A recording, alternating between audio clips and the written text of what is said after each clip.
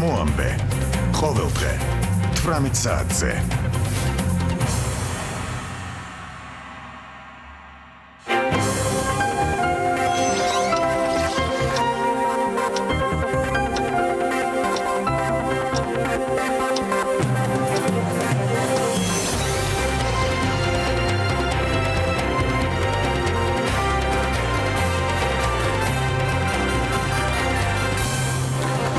მოგესალმებით, ეთერშია მოამბე 18 საათზე გამოშვებაში თქვენ ნახავთ. რა დახმარებას გაუწევს შეერთებული შტატები საქართველოს 2020 წელს დონალდ ტრამპმა ბიუჯეტის პროექტს ხელი მოაწერა. რუსთავში ეკოლოგიურ მდგომარეობაზე სამუშაო ჯგუფი შეიქმნება, რა სანქციები გატარდება კანონის დამრღვევის საწარმოების წინააღმდეგ. საახალწლო მაშხალებითა და პიროტექნიკით დაშავებული ბავშვები რამდენმა პაციენტმა მიმართა დამწვრობის ცენტრს და რას ურჩევენ სპეციალისტები მომხმარებელს. ამერიკის შეერთებული შტატების საბიუჯეტო კანონი, რომელიც საქართველოსთვის გაზრდილ საფინანსო დახმარებას ითვალისწინებს, დამტკიცებულია. დონალდ ტრამპმა კონგრესის მიერ მიღებულ ასიგნებათა კონსოლიდირებულ აქტს ხელი უკვე მოაწერა. კანონი სხვა საკითხებთან ერთად პარტნიორი ქვეყნების მხარდაჭერისა და დახმარების კუთხით განსაზღვრავს შეერთებული შტატების პრიორიტეტებს. 2020 ფისკალური წლის კანონი მნიშვნელოვან ჩანაწერს შეიცავს საქართველოს რეგიონების დეოკუპაციისა და არაღიარების თვალსაზრისითაც. 2020 წლის აქტში საქართველოსთვის განკუთვნილი თანხა მნიშვნელოვნადაა გაზრდილი და $132 მილიონ შეადგენს, რაც უპრეცედენტოდ მაღალი ნიშნულია. კანონის სრული ტექსტი დღეს გასაჯაროვდა, აქტის დამტკიცება პოზიტიურად ფასდება თბილისში. საბიუჯეტო დახმარება საქართველოსთვის უპრეცედენტოდ გაიზარდა, ყველაზე მაღალია ვიდრე გასულ წლებთან შედარებით, რაც კიდევ ერთხელ ხაზს უსვავს ჩვენი ორი ქვეყნის სტრატეგიულ პარტნიორობას. ამავდროულად, რა თქმა უნდა, მინდა ხაზი გაუსვა იმ ჩანაწერს, რომელიც დაკავშირებულია დეოკუპაციის საკითხთან და არაღიარების პოლიტიკასთან. ამერიკის შეერთებული შტატები სანქციებს უწესებს ყველა იმ ქვეყანას თუ ორგანიზაციას, რომელიც რაიმე ურთიერთობაში და კონტაქტში შევა ოკუპირებულ ტერიტორიებთან. ეს ძალიან კაფიო გზავნილი მთელი მსოფლიოსთვის, რომ არცეს არ წაუწდეს ხელი, რომელიმე პოლიტიკური ხელმძღვანელობა რომელიმე ქვეყნის, თუნდაც ისეც, რომელიც მეტნაკლებად დამოკიდებულია რუსულ რუსეთის პოლიტიკაზე, რომ მოახდინოს ესეთი საკითხის აღიარება. ქართული ხალხი ყოველთვის მადლიერი იქნება ჩვენი სტრატეგიული პარტნიორის ამერიკის ეხლა გუშინ დღიდან დამოუკიდებლობისა, როდესაც ისინი გვეხმარებოდნენ ყველა მიმართულებით. ამერიკის შეერთებული შტატები რჩება ჩვენ მხარდამჭერად და ეს მხარდაჭერა არ გამოიხატება მხოლოდ რიტორიკაში.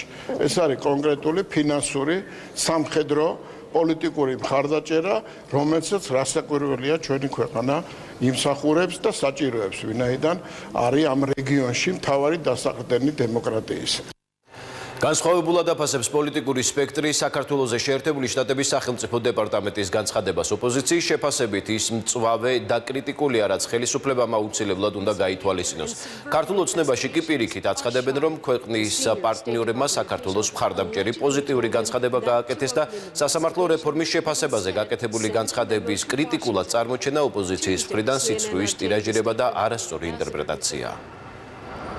მე არ მახსოვს ბოლოს, როდის გქონდა ჩვენ ასეთი ინტენსიური გზავნილები ამერიკის შეერთებული შტატების და სხვა ჩვენი სტრატეგიული პარტნიორებისგან. და ეს ყველაფერი ერთად უნდა იყოს აღქმული, ცალ-ცალკეც კრიტიკულია ეს განცხადებები, მაგრამ ერთობლიობაში აჩვენებს იმას, რომ წითელი შუქი არის უკვე ანთებული. მთავარი ნაწილი ეხება ხელისუფლებისადმი მოწოდებას, რომ პროკურატურამ არ განაგრძელოს პოლიტიკური დევნა, ანუ არ იყოს პოლიტიკურად მიკერძოებული და ასევე მოუწოდებს, რომ გააგრძელოს დიალოგი ოპოზიციასთან საარჩევნო რეფორმაზე. რაც შეეხება მეოთხე რეფორმის საკითხს, დიპლომატიური ეტიკეტის საკითხია, რომ ერთი რაღაც პოზიტივი ჩაეწერა. არა მარტო სხვადასხვანაირად გაიგეს, არამედ სხვადასხვანაირად თარგმნეს კიდეც ეს განცხადება, რაც მიანიშნებს იმას, რომ არის საშკარა მიკერძოება, განცხადება მარტივად ითარგმნება და მარტივად განიმარტება. როცა ვამბობდი, რომ არასწორად ითარგმნება, სწორედ ეს არის არასწორი თარგმანები პოლიტიკურ პროკურატურაზე და არც პოლიტიკურ სასამართლოზე აქ არ არის საუბარი.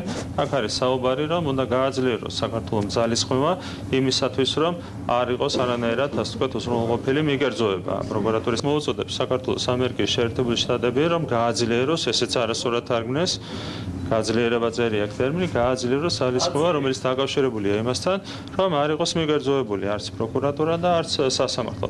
არც იმაზეა საუბარი, რომ დღეს არის მიკერძოებული პროკურატურა ან სასამართლო, არც სხვა რამეზეა საუბარი, არც დაჟინებაზე არ არის საუბარი. განცხადებაში მინიშნებულია, რომ ისინი გააგრძელებენ მხარდაჭერას ქვეყნის და არა რომელიმე პოლიტიკური პარტიის ქვეყნის მხარდამჭერი განცხადებაა ეს, რომელიც ამბობს, რომ პროგრესია სასამართლო სისტემაში, ამას ჩვენც ვამბობთ, მაგრამ კარგია, რომ სახელმწიფო დეპარტამენტმა ეს თქვა ასევე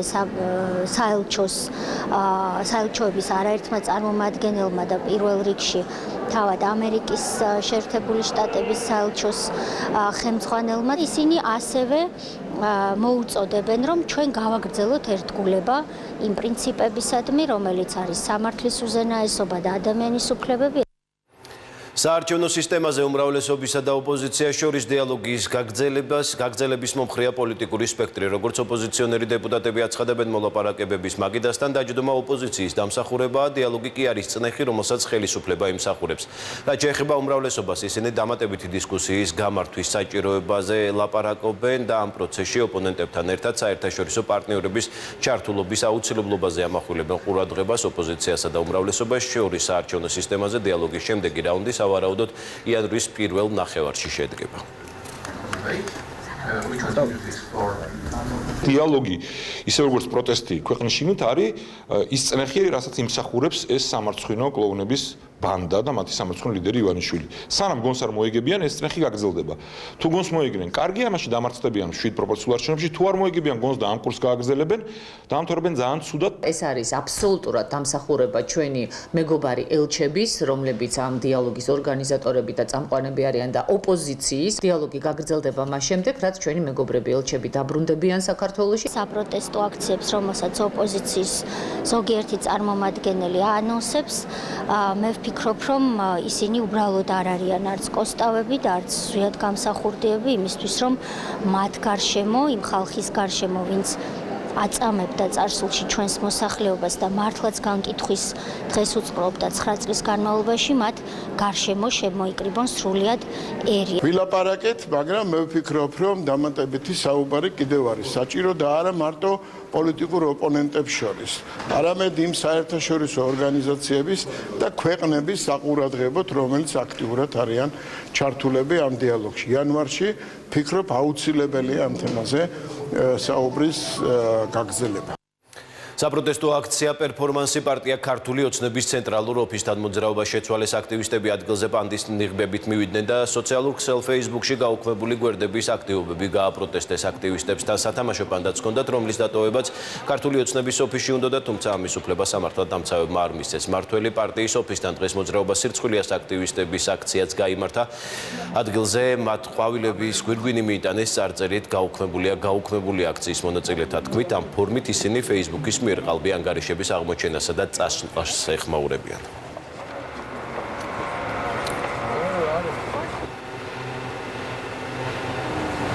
Բոլոր რამდენიმე დღეა პოლიტიკური კომენტარების თემაა Facebook-ის ადმინისტრაციის გადაწყვეტილება, რომლის მიხედვითაც სოციალურმა ქსელმა საკუთარი პლატფორმიდან და Instagram-იდან საქართველოში შექმნილი 418 არაავთენტური ანგარიში წაშალა.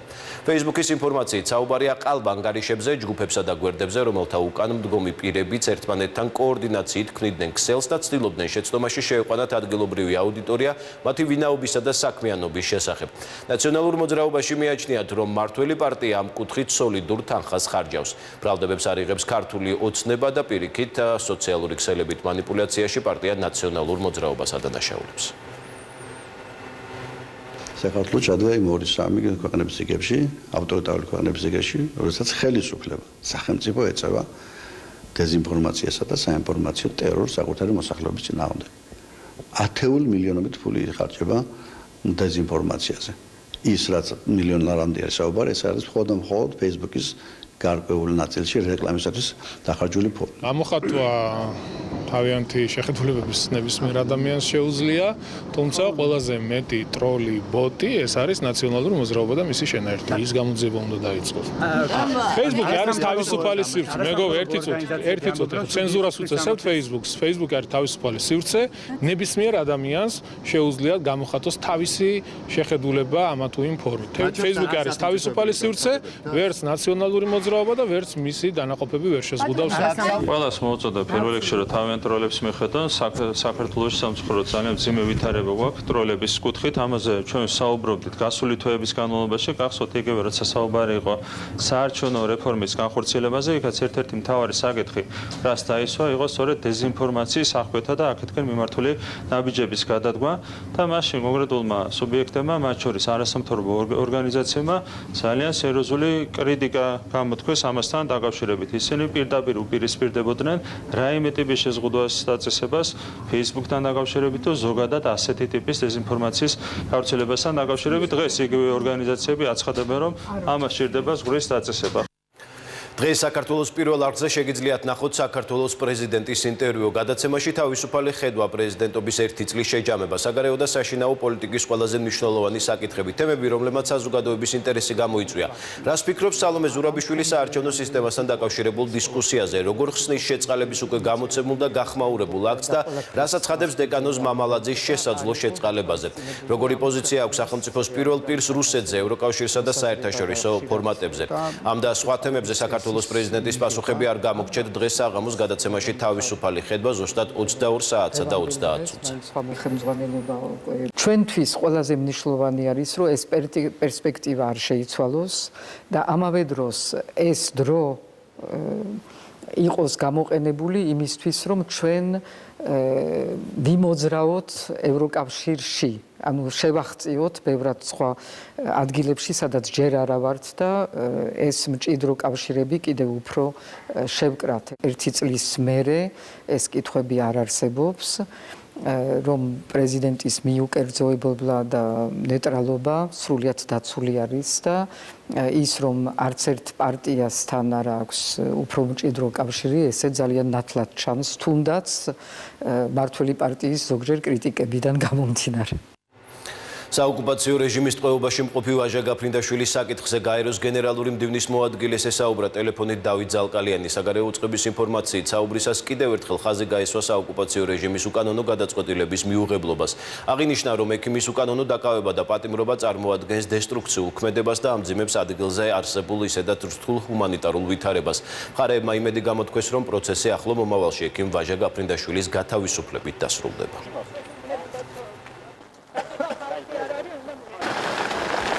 უშინ გაიმართა სატელეფონო საუბარი დავით ზალკალიანსა და ევროპის საბჭოს ადამიანის უფლებათა უმაღლეს კომისართან, ასევე დღეს გაიმართა სატელეფონო საუბარი დავით ზალკალიანსა და გაეროს გენერალური მდივნის მოადგილეს შორის. საერთაშორისო საზოგადოება ცალსახად აღნიშნავს ვაჟა გაფრინდაშვილის უკანონო პატიმრობის მიუღებლობას და საოკუპაციო ხაზზე არსებულ მძიმე ჰუმანიტარულ ვითარებას. როგორც იცით, საგარეო საქმეთა სამინისტრომ ექიმის დაკავების პირველივე დღიდანვე მოახდინა საერთაშორისო საზოგადოების დროული ინფორმირება და კონსოლიდაცია. გაიმართა არაერთი მაღალი დონის შეხვედრა, გამოყენებული იქნა ყველა პლატფორმა, ყველა ფორმატი მაღალი დონის შეხვედრები იმისათვის, რომ კიდევ ერთხელ დასმულიყო ქართველი ექიმის უკანონო პატიმრობის საკითხი. საერთაშორისო თანამეგობრობის აქტიური ჩართულობა და სახელმწიფო უწყებების შეთანხმებული მუშაობა იმედს გვაძლევს, რომ ვაჟა გაფრინდაშვილის გათავისუფლება მალე განხორციელდება. ხანძარი ოკუპირებულ ტერიტორიაზე ცეცხლი ოკუპირებული სოფლების წინაგარასა და ღდულეთ შორის მთის ფერდობზეა მოდებული. ხანძარი რუსული სამხედრო ბაზიდან რამდენიმე კილომეტრში მძვინვარებს. საგანგებო სიტუაციების მართვის სამსახურის ინფორმაციით, ცეცხლი ცენტრალური ხელისუფლების კონტროლირებადი ტერიტორიიდან მოშორებით ოკუპირებულ ნაწილშია და ხანძრის გავრცელების საფრთხე საოკუპაციო ხაზის მოსაზღვრე სოფლებზე არ არსებობს.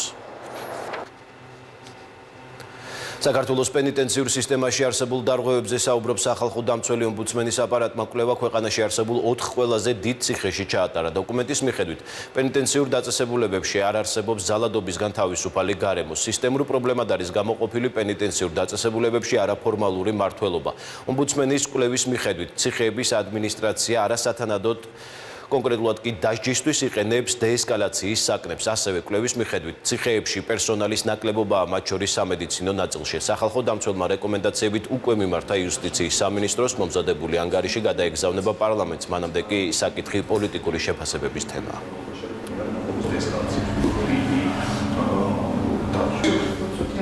ერთ-ერთი სიახლე და ახალი საკითხი, რომელიც ჩვენ ამ ანგარიში წარმოვადგენთ, შეეხება ეგრეთ წოდებულ არაფორმალურ მმართველობას, ციხის სუბკულტურის აქტიურ გავლენას. ამ პრობლემის სისტემურობა ვლინდება. ეს გამოიხატება სხვადასხვა გავლენიანი ჯგუფებისთვის გარკვეული მატერიალური სიკეთის გადაცემაში, გარკვეული დავების გადაწყვეტაში. არაფორმალური წესები არსებობს წესრიგის უზრუნველსაყოფად. ყველა დაწესებულებაში ვხედავთ, რომ დეესკალაციის ოთახები სამწუხაროდ გამოიყენება არამიზნობრივი მიზნით და ასე ვთქვათ, არა იმ მიზნისთვის, რომელიც ის არსებობს, არამედ ეს არის გარკვეული არაფორმალური დასჯის მექანიზმი. ციხეში დამკვიდრდა კრიმინალური კულტურა, ანუ ციხის მენეჯმენტს ახორციელებენ ავტორიტეტი პატიმრები, ეგრეთ წოდებული მაყურებლები, რომლებიც უმზიმესი წნეხის ქვეშ ამყოფებენ ჩვეულებრივ პატიმრებს. ხელისუფლებას არ აქვს პოლიტიკური ნება, რომ ამ პრობლემაზე ირეაგიროს. სახალხო დამცველის ანგარიში ფაქტები რაც არის, მე მოუწოდებდი ხელისუფლებას, რომ დეტალურად გაიაროს ყველა ეს ფაქტი და შეისწავლოს ეს განცხადებები. მეც ვიღებ პატიმრების წერილებს და ხედავ, რომ არსებობს პრობლემები დაწესებულებაში, ამიტომ ამას ჭირდება ყველგან ჩარევა, სადაც ეს პრობლემები ჩანს. როცა საუბარია ძალადობაზე, იქაც ფაქტები უნდა იყოს მითებული. ხო არის ფაქტი, თითოეულ შემთხვევაზე არის საჭირო რეაგირება და დარწმუნებულია, რომ იქნება რეაგირება. რაც შეეხება სისტემურ პრობლემას, როდის იყო სისტემური პრობლემა საქართველოში და როდის აღიქვეთა, ჩემზე კარგად. სახალხო დამცველის განცხადებები ამასთან დაკავშირებით მნიშვნელოვანწილად არის პოლიტიკურად ანგაჟირებული მაშინ, როდესაც საუბრობს ამ არასწორ მოპყრობაზე პატიმრების მიმართ, ან და პირობებზე, რომელიც პატიმრებს გააჩნია დღევანდელ ციხეში და არ იხსენიებს იმ რეალურ სიტუაციას, რასაც ქვია ასობით, ათასობით ადამიანის განგებ მოკვდინება ციხეში და რეალური შედარების არანაირი სურვილი არ გააჩნია და მისი პათოსი მე მგონი მნიშვნელოვნად ცილდება ობიექტურობას, რომელიც ნაციონალურ მოძრაობას ახასიათებს. ხმაური დედაქალაქის საკრებულოში ლევან ხაბეიშვილი და გიორგი დოხტურიშვილი ერთმანეთს სიტყვიერად, შემდეგ კი ფიზიკურად დაუპირისპირდნენ. მიზეზი გარემოს დაცვის კომისიის ხდომაზე დეპუტატ ერეკლე კუხიანიძეს ყოფნა გახდა. ნაციონალური მოძრაობის წევრების თქმით, ისინი უმრავლესობას არც ერთი კომისიისა და სხდომის ჩატარების საშუალებას მისცემენ, რომელსაც ერეკლე კუხიანიძე დაესწრება. შეგახსენებთ, ერეკლე კუხიანიძემ საოკუპაციო რეჟიმის ტყვეობაში მყოფი ბაჟა გაფრინდაშვილისა და მისი ოჯახის შესახებ სოციალურ ქსელში შეურაცხყოფელი განცხადებები გაავრცელა.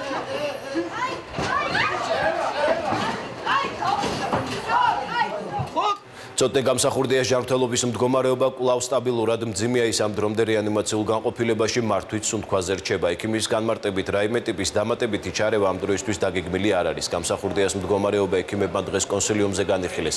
დამატებით კვლევებსა და მკურნალობაზე გადაწყვეტილების მისაღებად ექიმები პაციენტის ჯანმრთელობის მდგომარეობის დინამიკას 24-48 საათის განმავლობაში დააკვირდებიან.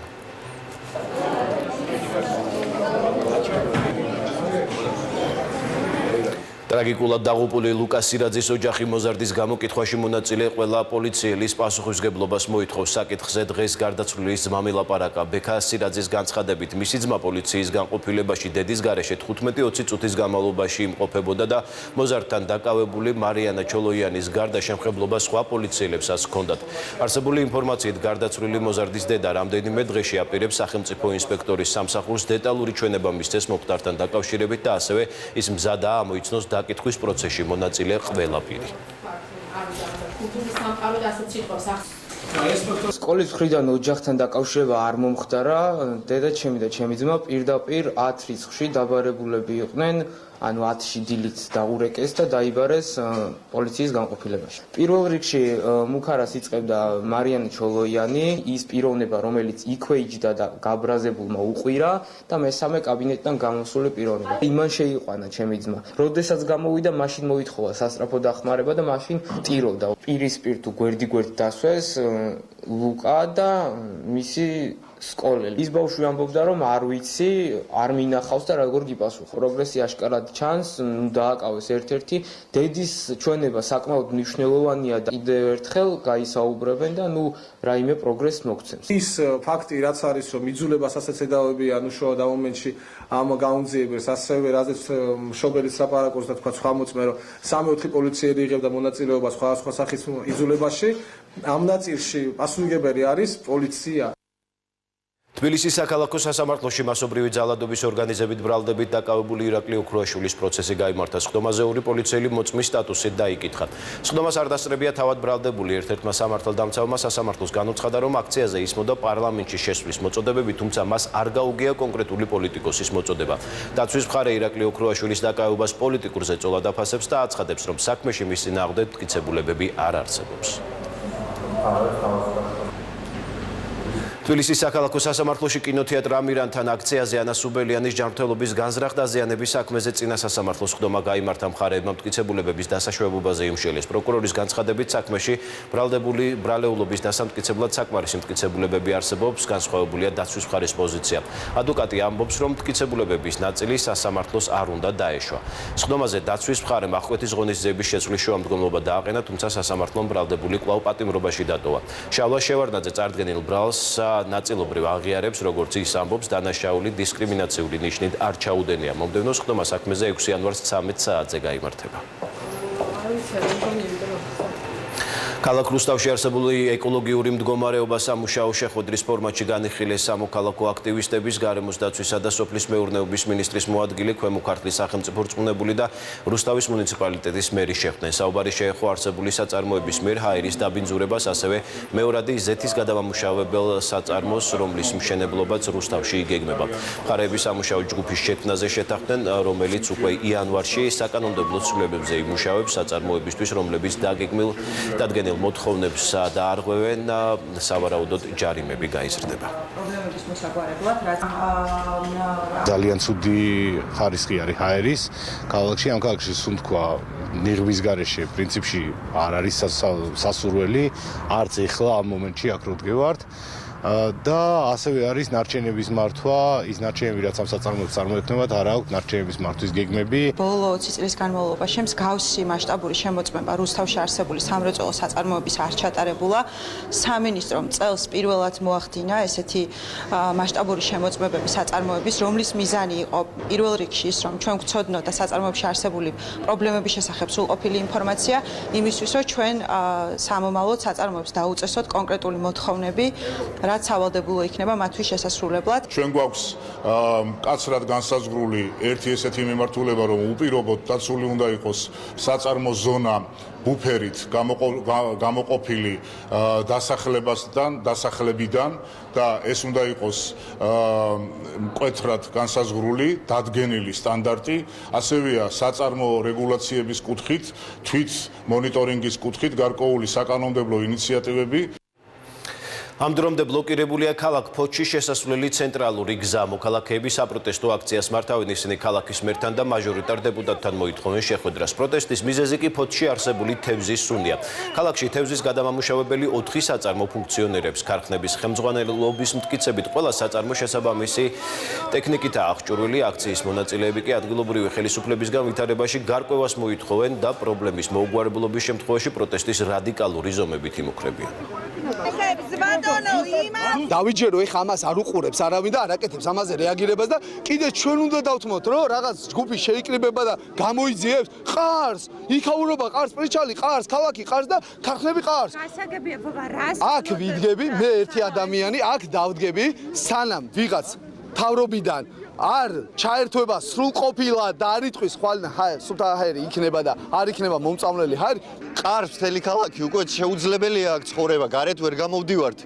სუნთქვა შეუძლებელია ამ ქალაქში და ბოლოს მოგვარდეს უნდა ეს პრობლემა და ყველა ვითხოვთ ეს ხალხი რომ მაჟორიტარი იქნება თუ ვინც იქნება, არ ვიცი, ჩემი აზრით მაჟორიტარმა უნდა მოაგვაროს ეს პრობლემა. შესაბამის მიზეზებზე აქტიური მუშაობა მიმდინარეობს და ჩვენი მიზანი რაც არის, რომ შესაბამის წარმომადგენლები გამოიყონ თუნდაც აღნიშნული ფორმატიდან, რადგან აქ არის საუბარი სამართლებრივ ბერკეტებზე, როცა ბევრი სხვადასხვა უწყება უნდა დაჯდეს ერთად და ერთობლივად მიიღოს ყველა უწყებამ გადაწყვეტილება ხალხთან ერთად. ამიტომაც ჩვენი მთავარი მიზანი და ჩვენი მთავარი სურვილიც ამ ხალხთან ერთად არის, რომ თევზის სუნი მოისპოს ფოთში.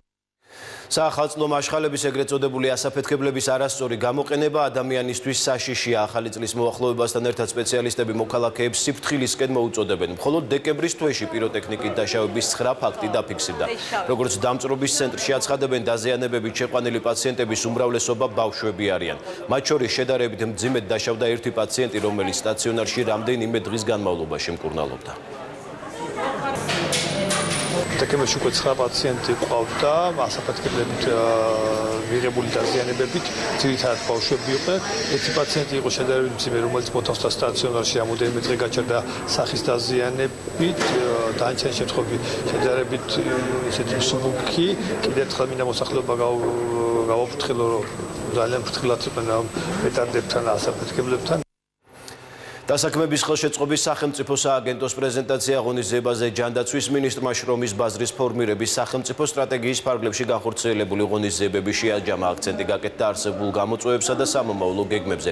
აღინიშნა, რომ მომავალი წლიდან შრომისა და დასაქმების ხელშეწყობის მიმართულებით ფუნქციებსა და უფლებამოსილებებს ახალ შექმნილი სააგენტო შეასრულებს. მიმდინარე წელს აჭარაში ინვესტიციები 53%-ით არის გაზრდილი. ამის შესახებ აჭარის ავტონომიური რესპუბლიკის მთავრობის ხდომაზე თორნიკე რიჟვაძემ განაცხადა, მან ფორბსის იმ სტატიაზეც ისაუბრა, რომლის მიხედვითაც ბათუმი ევროპაში ყველაზე ხელსაყრელ საინვესტიციო ქალაქად დასახელდა. 2019 წელს ბათუმმა მიიღო ტურიზმის ოსკარი ევროპაში ყველაზე მზარდ ტურისტულ დანიშნულებად და 2020 წელს ბათუმი არის ევროპის ხუთეულში და ეს აღიარებულია ყველაზე რეპუტაციული საერთაშორისო გამომცემლობის მხრიდან. წინა საახალწლო ტრადიცია ჩამოყალიბდეს, ვინაიდან ჩვენ აჭარის ავტონომიური რესპუბლიკის საბინაო ფონდში გვაქვს შესაბამისი ბინები და დამსახურებულ ადამიანებს, რომელიც კონკრეტული სამინისტროების მომართვის საფუძველზე შეირჩა, გვინდა რომ უზრუნველყოთ ისინი შესაბამის საცხოვრებლად. კიბილი რაც მქონდა ყოველ შემთხვევაში ეს წლებია გულთან მიიტანეს და აი მართლა ძალიან ბედნიერი ვარ და მართლა მიჭირს ამ თემაზე ლაპარაკი, იმიტომ რომ რთულია ესეთი ემოციები დროს რაღაცა თქვა, რა თქმა უნდა კარგის და კარგის მეტი არაფერი არ მიმეტყდება ამ შემთხვევაში და ხმაურის ფონზე დაამტკიცა გორის საკრებულომ ადგილობრივი მუნიციპალიტეტის 2020 წლის ბიუჯეტი. ხდომა ნაციონალური მოძრაობის წევრებსა და მართველი გუნდის დეპუტატებს შორის სიტყვიერი დაპირისპირებით დაიწყო. კამათი ქართული ოცნება მრეწველების თავმჯდომარის ზაქრომ ებადურსა და ნაციონალური მოძრაობის წევრებს შორის ზვიად გამსახურდია სახელის ხსენებას მოყვა. ნაციონალური მოძრაობის წევრებმა კიდევ ერთხელ გააპროტესტეს, თუ რატომ არ დაერქვა ლომჭაბუკის სკვერს ზვიად გამსახურდია სახელი. სიტყვიერი კამათი ურთიერთბრალდებებში გადაიზარდა, რის შემდეგაც ზაქრომ ებადურმა ხდომა პროტესტის ნიშნად დატოვა. ნაციონალური მოძრაობის წევრები გორის მუნიციპალიტეტის მერიას ბიუჯეტის არასწორ დაგეგმარებაში ადანაშაულებენ და აცხადებენ, რომ დოკუმენტში არასაკმარისადაა გათვალისწინებული სოციალური პროექტები. გორის მუნიციპალიტეტის მერი კონსტანტინე თავზარაშვილი ბრალდებებს უსაფუძვლოს უწოდებს და აცხადებს, რომ ბიუჯეტი ადგილობრივი მოსახლეობის საჭიროებებზეა მორგებული. როდესაც ქალაქის ეგრეთ წოდებულ მერს დაუსვით კითხვა, თუ რატომ არ დაერქვა ღირსეული ქართველი პატრიოტი მამულიშვილის ზვიად გამსახურდია სახელი უსახელო სკვერს გაურკვეველ მიზეზებს ასახელებს ბატონი კოტე და შესაბამისად კამათი მოყვა ქართული ოცნების მედროვე ხარდამჭერი ადამიანების მიერ. მე არ მიყვის ქართული ოცნების წარმომადგენლებისგან ეს აგრესია. ჩვენ არ დავარქვით ეს სახელი. ეს არის თავიდან ბოლომდე მაპატიეთ მათ უყვართ ეს ამ სიტყვების ხმარება. სისულელე თითიდან გამოწვეული პრობლემა და გეტყვით რომ ნამდვილად მუშაობს ჩვენი მუნიციპალიტეტი, როგორც წარმომადგენლობითი ორგანო, ასევე აღმასრულებელი, რომ ამ ჩვენი ღირსეულ პირველ პრეზიდენტის სახელი ნამდვილად იყოს უკდაყოფილი ჩვენს ქალაქში. სოფლის პროგრამა, სამოქალაქო ბიუჯეტი, სოციალური პროგრამები, რომელიც ჩვენ გათვალისწინებული გვაქვს ამაში, ეს ხო ყველაფერი ხალხიდან წამოსულია და იქიდან აგვაქვს ჩვენ დაგეგმილი ეს. როგორ შეიძლება ითქვას, რომ ბიუჯეტი არ არის მორგებული ხალხზე. როდესაც ეს ყველაფერი მათგან არის წამოსული და ჩვენ ეს ყველაფერი გვაქვს ჩადებული.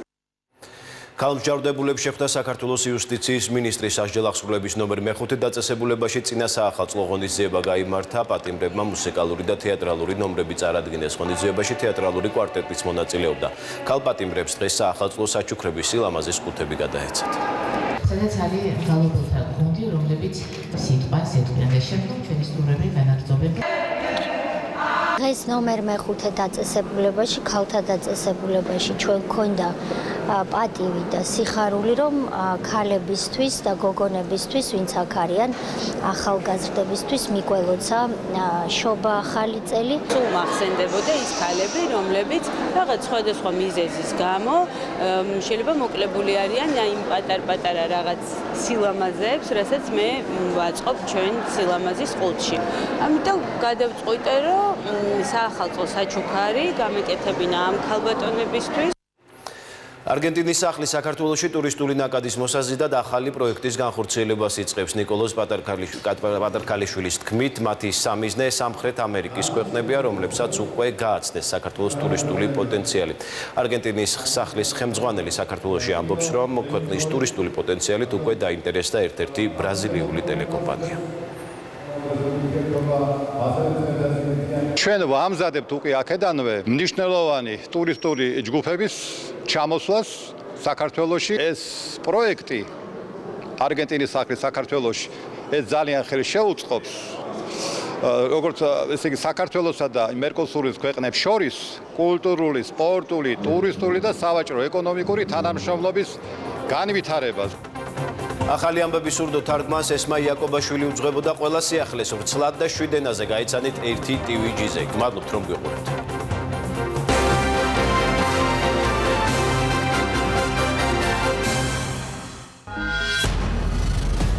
თქვენ გაქვთ უფლება იცოდეთ სიმართლე. მხოლოდ ნამდვილი